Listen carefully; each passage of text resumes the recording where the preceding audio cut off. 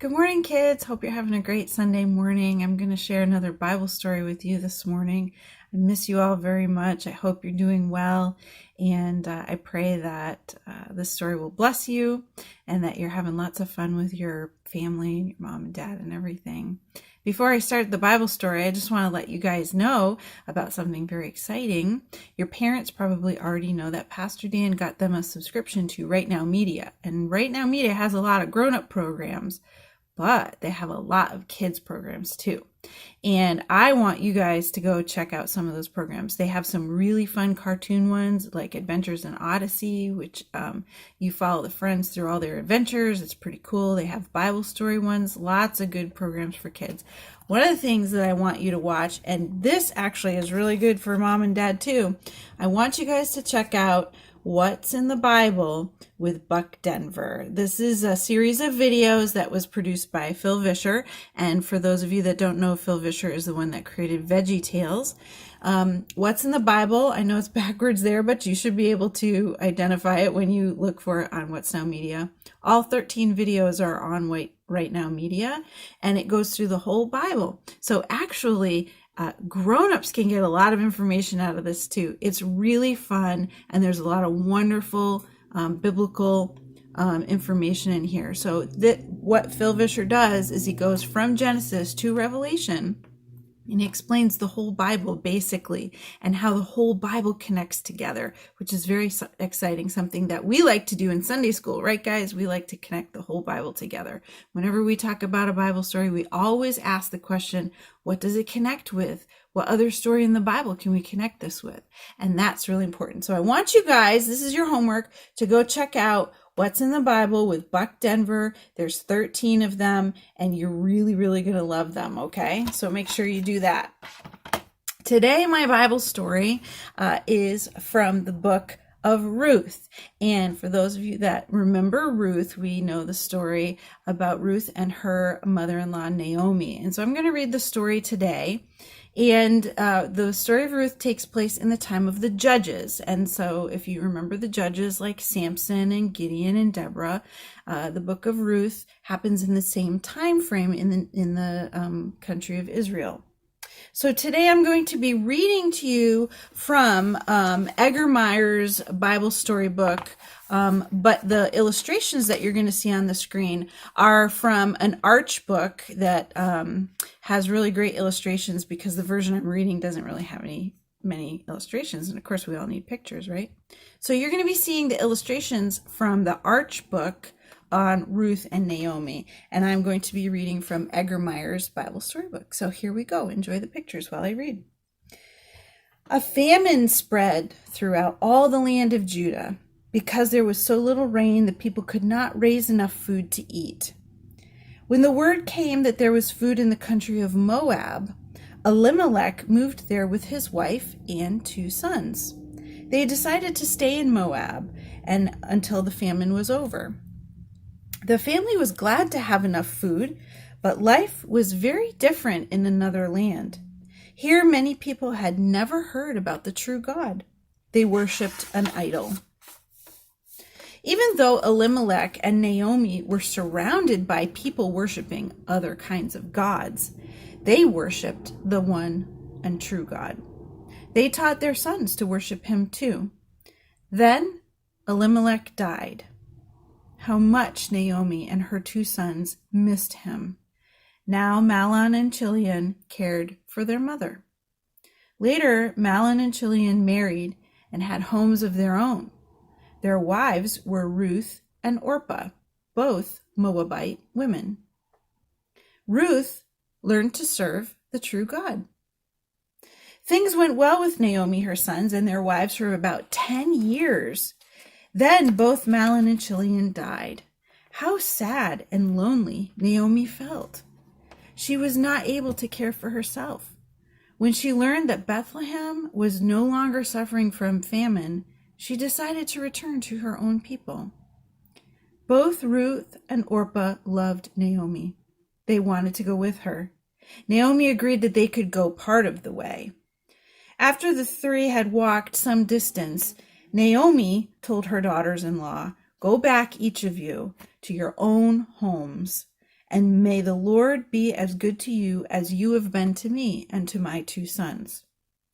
May the Lord help each of you to find another husband."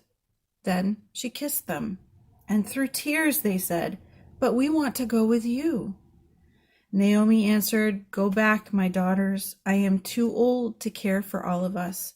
Go back." Once Naomi had been a stranger in Moab. She knew how it felt to live in a strange land.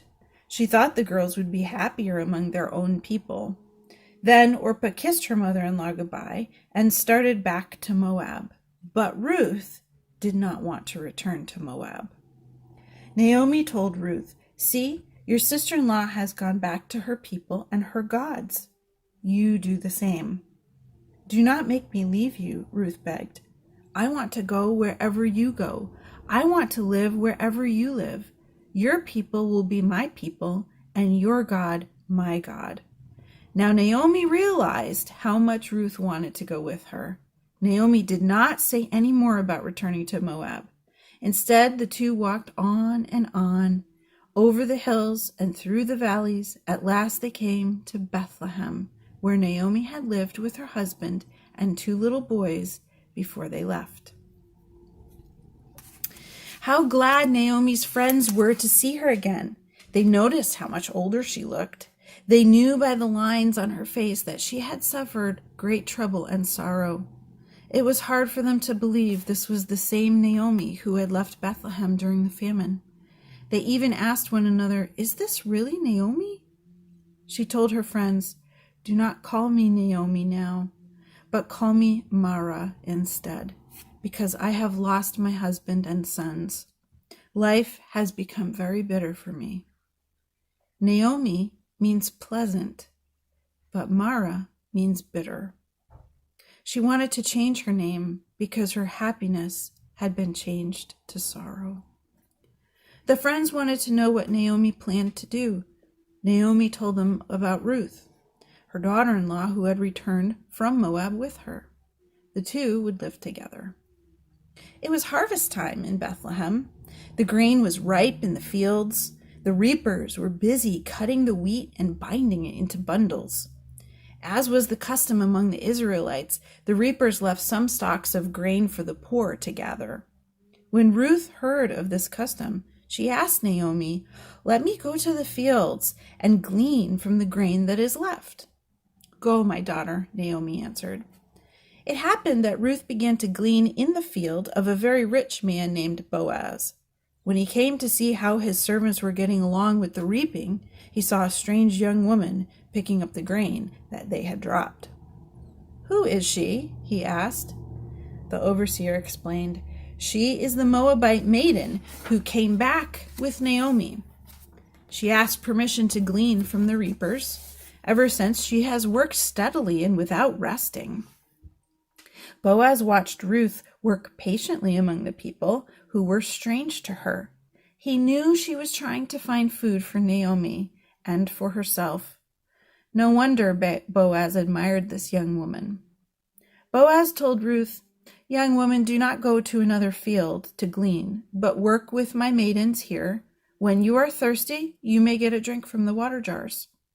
Ruth was very thankful for this kindness, and she bowed her head and asked, "Why are you so kind to me? I am a foreigner." "I have heard about your kindness to your mother-in-law since your husband died," Boaz said. "I have heard how you left your own people and came to a people who are strange to you. May the Lord reward you with many blessings because you trust in him." Ruth's heart was warmed by these kind words. When mealtime came, Boaz invited Ruth to eat lunch with his servants. "Treat her kindly and be sure to leave some grain for her to gather," he told his workers. By evening, Ruth had a bushel of grain. She carried it to Naomi. Ruth had even saved part of her lunch for Naomi. Naomi was surprised to see so much grain. "Where did you glean today?" she asked. Ruth told her about Boaz and his kindness, and Naomi said, "Boaz is one of my husband's relatives. It is good that you are working in his field." And all during the harvest, Ruth gleaned grain from Boaz's fields. When the harvest was over, there was a great feast. Rich and poor rejoiced together because God had given them food for another year. Naomi sent Ruth to Boaz's feast. When Boaz recognized Ruth, he said, "May the Lord bless you, young woman. Even though you do not have a husband, you have not followed after other men. Everyone in the city knows you are a good woman. Now, I was closely related to your husband who died, yet there is one person who is more closely related than I." Ruth listened. According to the custom, she knew her husband's closest relative was expected to marry her and care for Naomi. "Tomorrow," Boaz said, "I will talk with the other relatives about this. If he will give up his rights, I would like very much to have you for my wife." Boaz told Ruth how much he loved her. When Ruth got home, she gave Naomi the grain Boaz had sent and told her what had happened. How excited Ruth was. Naomi said, "Tomorrow you will know for sure whether Boaz can marry you. He will not rest until he has taken care of this matter." When Boaz got up in the morning, he went to the city gate to see his relative. Before the 10 elders of the city, the relative said he could not marry Ruth and care for Naomi. So Boaz told the elders, "You are witness that I want to marry Ruth and care for Naomi." "We are witnesses," the elders said, and they asked the Lord to bless Ruth and Boaz. When Ruth and Boaz were married, he took her to live in his own house. How happy they were, and Naomi was happy too, for Ruth and Boaz were very good to her. Later, a little boy was born to Ruth and Boaz. Naomi loved being a grandmother to little baby Obed. She helped Ruth care for him. How good God was to them. I love that story. I love that story because it reminds us that God always takes care of us. And I always think about Naomi. A lot of times we talk about Ruth, but I wanted to just mention real quickly that Naomi was very, very sad. Have you ever been very, very sad before? I've had times, Pastor Dan and I have both had times when we have been very, very sad. And it feels like your heart hurts so much that it will never end. And you feel like you can never be happy again. And that's how Naomi felt. Can you imagine how hard that was for her? And sometimes we feel like the hurt in our heart is never going to stop. But God is very good to us. And I remember when my dad went to be with Jesus. Some of you may not know that my dad, about 7 years ago, he died and he went to be with Jesus. And that was a very hard time for me. It was very sad. I was very sad, and I didn't think that anything would be happy again. But I always went back to Jesus. And just like Naomi started to feel like she was so hurting in her heart that she started to feel like it was God's fault. But it wasn't God's fault. She was just so sad and so hurting that's the only thing that her mixed up emotions could think about. And so we need to remember that when we're sad and when we're hurting, it's not God's fault. God had a plan to take care of Naomi. God had a plan to bring her back to him. And so she chose to go back to God. Where did she go? She went back to Bethlehem, which is where she was from originally, from before they left. And she chose to go back to God. And so we need to remember deep down, we need to know that no matter how sad and how hurt we are, we just have to go back to God. And that means that we have to pray, and we have to read the Bible stories that we know and love so much. And we have to hold on to Jesus, because he is the one that helps us through hard times. And just like Naomi, guess what? Her sorrow was turned into joy, and God blessed her again and gave her great happiness. And I just want you to know that if you're sad, or if you know somebody in your family that is very sad, just remember God is always going to help you through being sad. And it's okay to feel that way. So today I have a little craft for you, and you can do this. I I used just things I had around my house, and you can use them too. The first thing I did was I got a paper plate. I love paper plates, don't you? And so we do so much with paper plates in Sunday school, but because they're pretty cool. And so I just painted with my paper plate. And I know it's backwards for you, sorry about that. But I painted on my paper plate, Jesus always takes care of us. So I wrote that with a marker, and I used paint. And what I did was I painted a bundle of wheat, just like from our story. Remember from our story? And I used a paintbrush, but you know what else I used? I actually used a Q-tip to do these cool little ends of the wheat. I think that came out pretty cool, huh? I'm not really an artist, but I think that came out really neat. So I just used a Q-tip and dabbed it in my paint, and then I did my little wheat branches. I think that's kind of cool. And then I just kind of painted around. If you have watercolors at home or any kind of paint, you can use paint. If you don't have paint, you can use markers, you can use colored pencils, you can use crayons, and you can have mom and dad help you write the words. And then I just punched a hole in the top, and I tied just a little string that I had around the house. You could use Christmas ribbon or whatever you have around the house.